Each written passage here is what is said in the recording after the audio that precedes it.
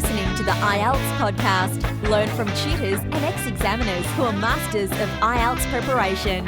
Your host, Ben Worthington. Video call speaking test. Hello there, my name is Ben Worthington, and in this episode we're going to look at video call speaking test. Now, up until recently, the IELTS has been paper-based and face-to-face.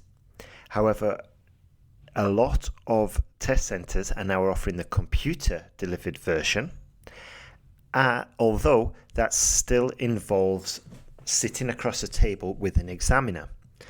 Now, because of COVID and everything, the IELTS Cambridge Assessment English, British Council, IDP and IELTS Australia have been working on increasing IELTS availability and making it basically more available for candidates living in remote areas or possibly even in conflict zones where they might not have a British Council examiner at the test centre.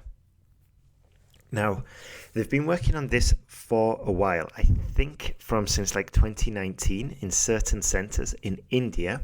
However, in 2020, with lovely COVID, that's sarcasm by the way, with lovely COVID, everything has obviously sped up, all right? And there has been basically a backlog of test takers as the test centres slowly start opening up.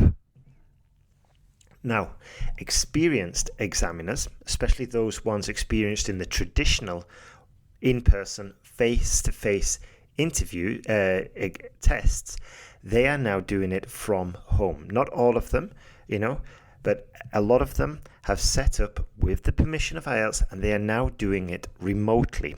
They've set up with the right equipment, okay, so it's all kind of standardized, and they've been organized regionally, okay, to avoid problems with the time zones. Now, the examiners might have interviews with candidates from the country where they're based or from neighboring countries.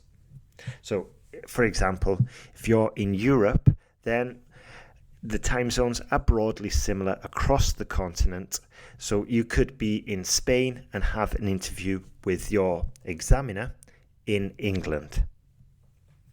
However, you're probably not going to have an interview. Say if you're based in China, you're not going to have an interview with an examiner based in England just because of the time complications and the different time zones. Now, is this going to come to where you are? Well, it's difficult. It's difficult to say because they have done a few tests, as I said, in India and also in China. However, they are going to extend this eventually. Now, big question is, how different is this to the in-person one? Now, if we think about the normal in-person test, you go in there, you have a brief registration process, you're getting your ID checked, you're leaving your bag and your phone, and then you're with the staff, the IELTS invigilator staff, for the duration of the test. And then you're going to get called into the room, you're invited, you sit down, the test begins. So it's kind of standardized in the sense that you know what to expect. Now, with VCS, or video call speaking, what happens is that there's a small change. You still go to the test center, you still have the ID check, and you're still taken to the exam room, but you are sat in front of a screen, and the invigilator will log you in, and you're provided with some headphones and then a video connection with Zoom. Okay, then the connection is established, and you have to answer some questions, and everything is checked to see if it's in perfect working order, the volume, the connection, and all of this, and also that the examiner can see the examinee clearly and vice versa. Now you should have your ID on the desk for the duration of the test, and it's also mentioning that you as a test taker, you do not have any control over the volume or any other of the controls in the test. So it literally is just a screen. Now you're asked to keep your hands on the table during the interview and not to pick up the pen or the paper which is provided for the part 2, and that's because they basically want to reduce the noise interference. Now when this is all set up and you've got the green light, the invigilator will leave the room and the exam starts. And it follows the traditional pattern of the in-person interview. So you've got the 3 parts, it's roughly around 14 minutes.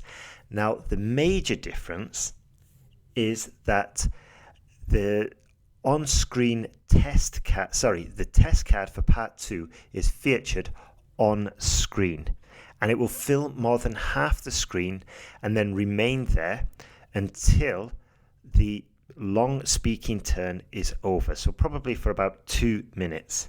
Now you have a pencil and paper, as we mentioned before, and you've got 1 minute to prepare. Now the examiner has a full view of you, the test taker, during the entire duration of the exam.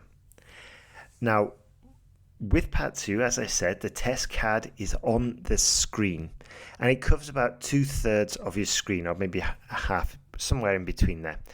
And the examiner is in the remaining part, so they always can see you during this part. Now it would have been nice to have a timer, but it doesn't happen for any part of the exam. Okay. However, you're still going to prepare and speak for the same duration, and if necessary, the examiner will probably just interrupt when necessary. So he might say like thank you, or just say okay, next part. Okay, moving on. Now we've included a video in the tutorial where you can see, and the actual British Council video on the VCS talks about speaking clearly, not to touch your face, not to touch the screen, and obviously, as we mentioned, not to touch the items on the table because it may interfere with sound quality. Now, once the examiner ends the test, the candidate has to wait to be collected by the invigilator before leaving the room.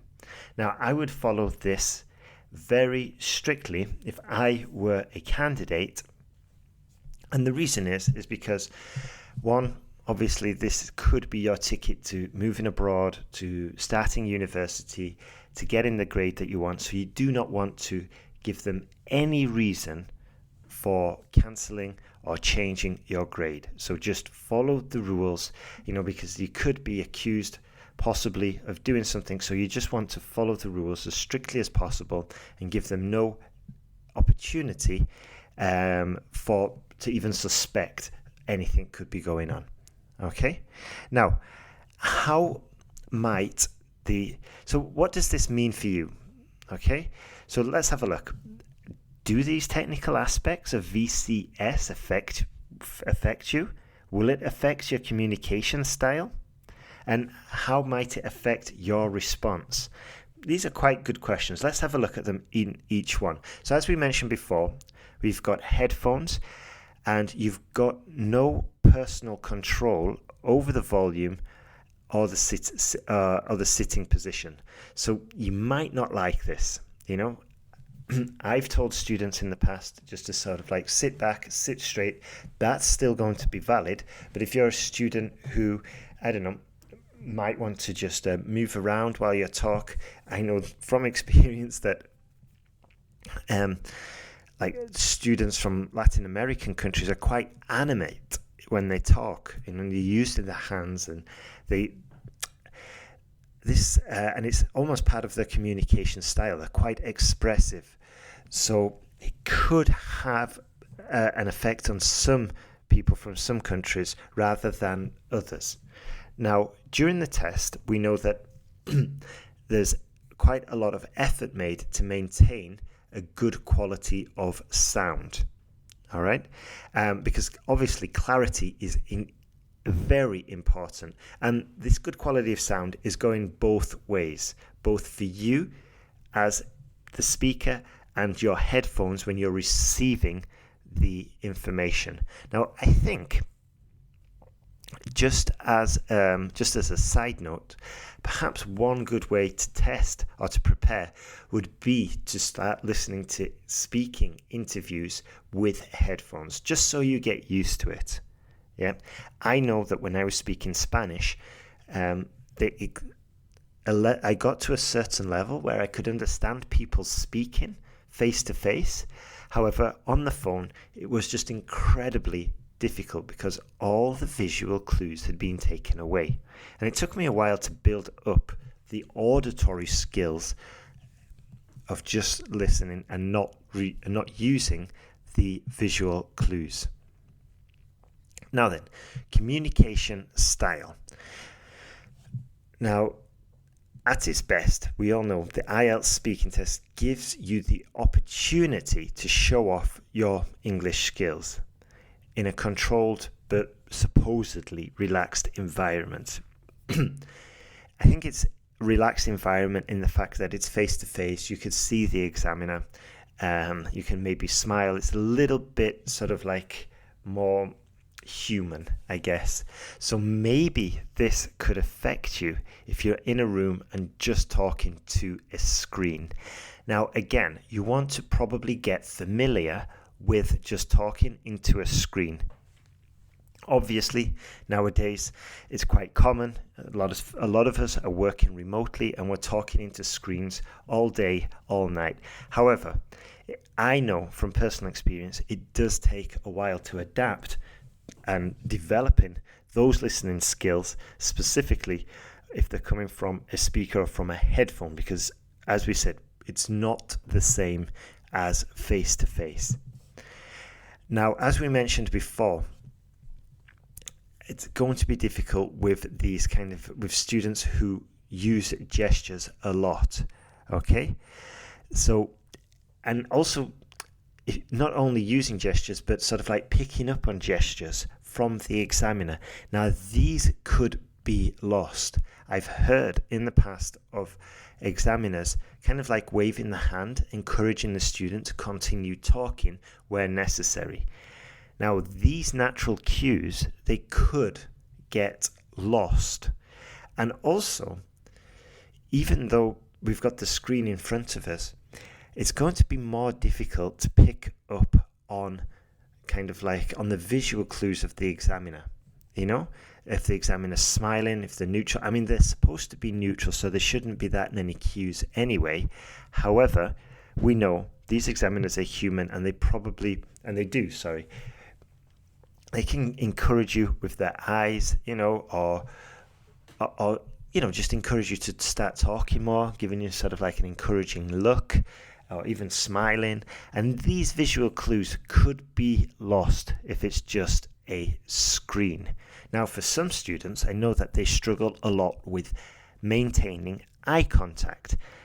Now, for you, with a screen in front of you, it's going to be incredibly easier, because staring into a screen and staring into a camera, that problem of eye contact is practically gone because you've just got a screen there.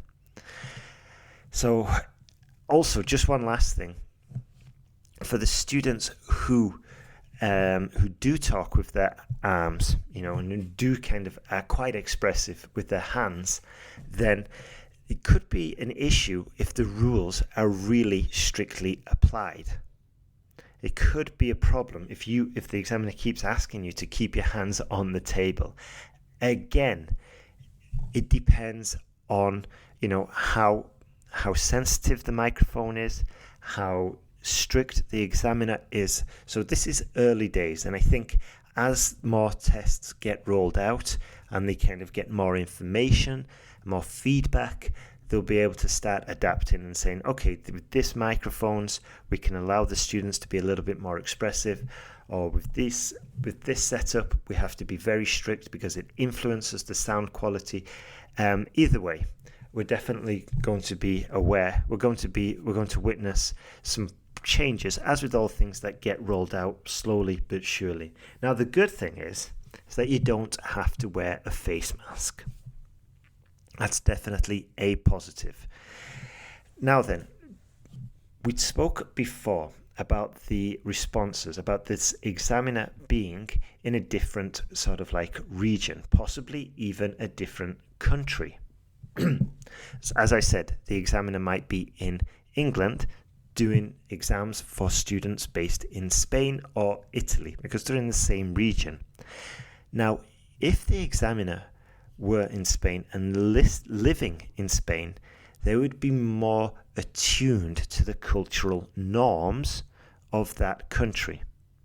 For example, they would completely understand why this Spanish person is waving their hands around trying to communicate, whereas an examiner who possibly has never lived in Spain, might be a little bit confused. Also, for example, if the student is talking about local landmarks or local cultural references or typical foods, then if the examiner is not familiar with that region, then it could be a little bit difficult. Whereas if the examiner had lived in that region, knew the food, knew the culture, then again, it could be a little bit more challenging.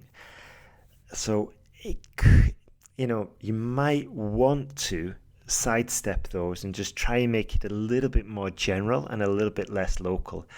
I imagine maybe the questions could be adapted to avoid this issue. However, again, it's in early days, so you just might want to be aware of this.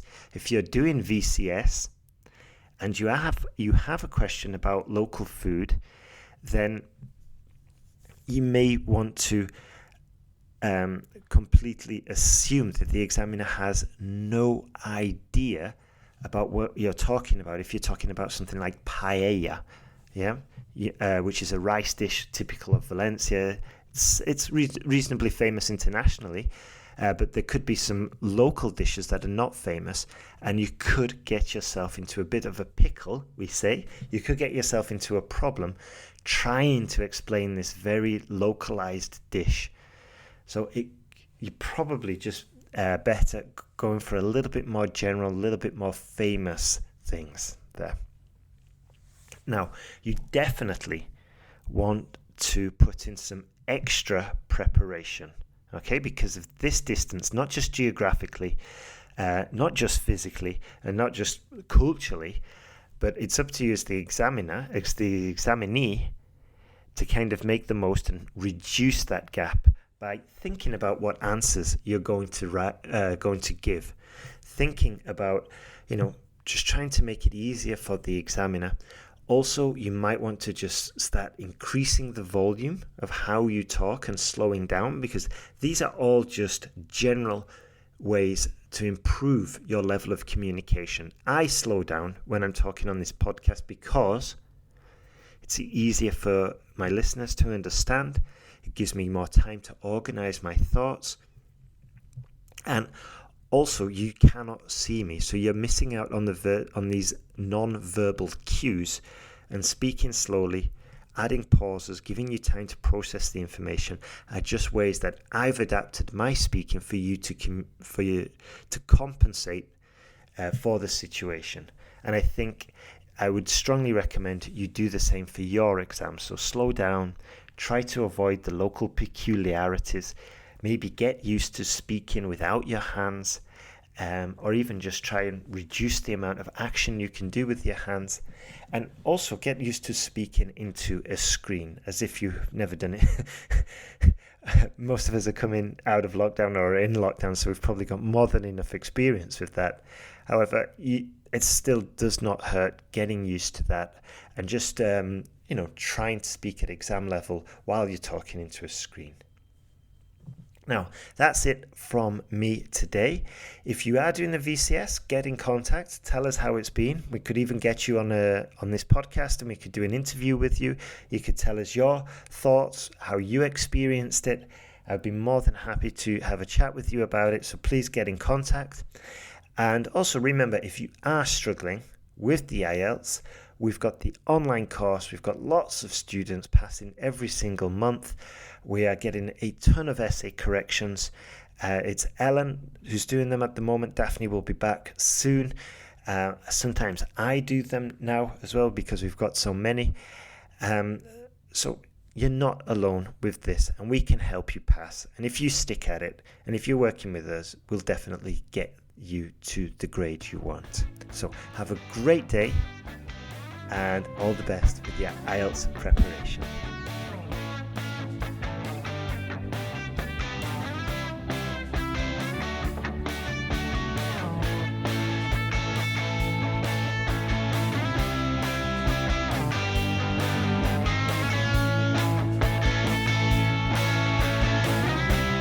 Thanks for listening to IELTSPodcast.com.